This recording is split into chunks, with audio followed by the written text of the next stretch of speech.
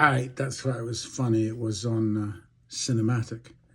Um, so this was the blurb today of a show I listened to. Maura Finkelstein, Maura, no relation, I believe, to Norman. Formerly an associate professor of anthropology at Muhlenberg College. I don't know where that is. Maura Finkelstein is thought to be the first tenured professor to be fired for pro-Palestine speech in the US. She joins Bad Faith to talk to Brianna Joy Gray about the state of academic freedom, predictions for college campus protests come fall, including New York, where Zoran Mandani may soon be mayor. The role of Hillel and other institutional pro-Zionist actors in influencing campus speech and the struggle to keep the faith as Israel continues to be able to execute its genocide with impunity. Okay, so I'm not going to go into the Gaza-Palestine thing. That's not particularly my point. My point today was listening to her speaking, and she had a little passage in the middle where she said, and what happens with these protests is that these people are afraid because, their future is going to be taken away from them. And I understand all that, and I understand the premium and the huge price that people pay to go to universities, the debt that they incur if their parents are not able to afford it, how expensive that is today that it wasn't in my time, etc. And I remembered at the Columbia protests during the Biden administration, remember that, please. Right now, the UK is creating a police state under a Labour government. Bear that in mind. I'm not promoting the Republicans nor the Conservatives. I'm sure they would do it if they had the brains. But it has to be said, Democrats and Labour, used to be my constituency, my thing. Anyway, so she speaks about this sense of insecurity. And there was these two lads, I remember, who had been de-diplomatized, I think was what had happened to them at Columbia for protesting. And they were very easygoing chaps of mixed race, all total Americans. There was none of that going on. They were of African and white descent. Very cool guys. And of course, the podcast community, which was interesting to me, was all having kittens about what are these poor young people? You're ruining these poor young people's lives. And they seem to be much more concerned about them because they were at university. In other words, you can ruin somebody's life from university. If the person's an electrician and loses his job, that's a different thing.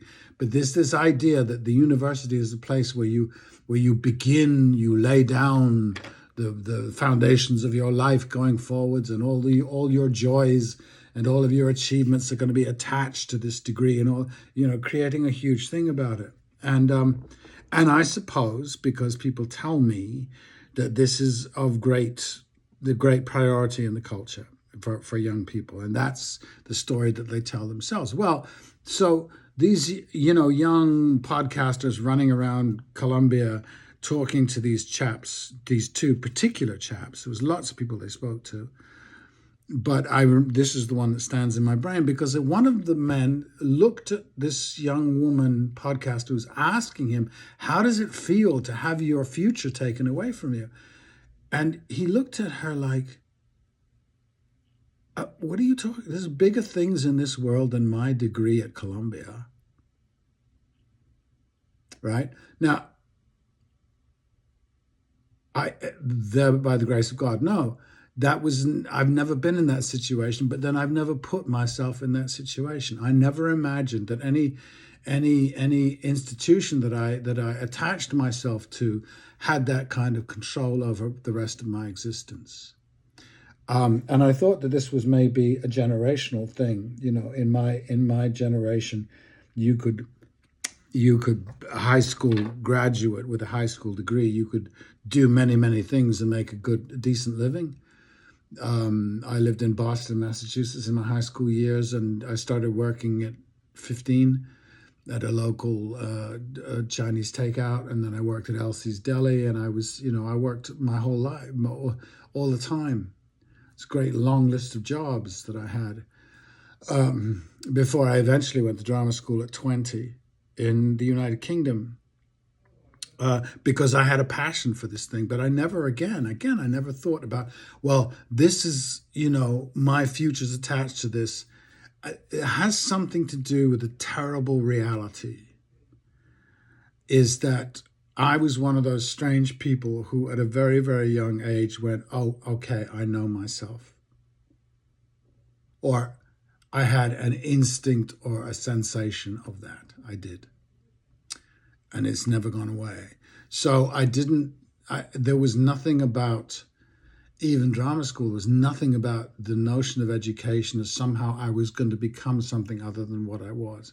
I was it already.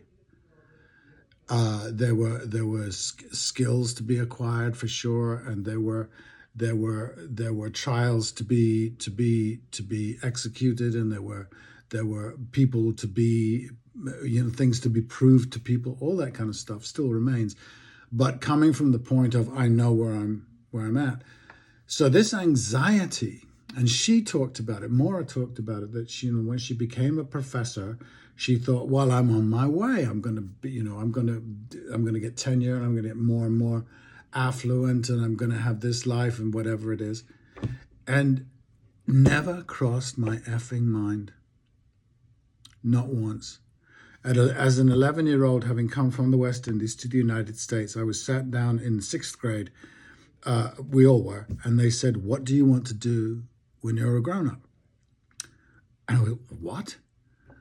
And I think I'd watched Gilligan's Island the day before, and I said, "I want to be a television actor," and they surrounded my desk, my tiny little desk. I'm a tiny little person. They said, "You can't do that. You have to think more seriously about your future. You have to do this and you have to do that." And it never did. Not once.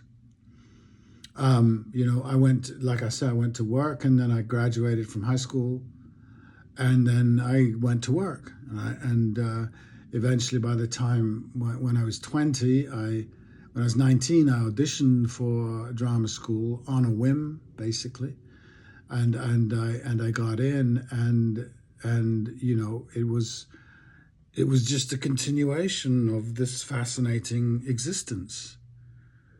And I was very lucky at the end of my 3rd year. I got a job with an equity card, and I've been very busy ever since, in various ways. As what do they call it? When you make hay when the sun shines. There's been hard periods, and then there's been very affluent periods, and that seems to me that's how I encounter life. That's what life is supposed to be. I do know that for most people it's supposed to be incremental, and I wonder about how much fear that generates, because it creates a great deal of dependency on bosses, other people.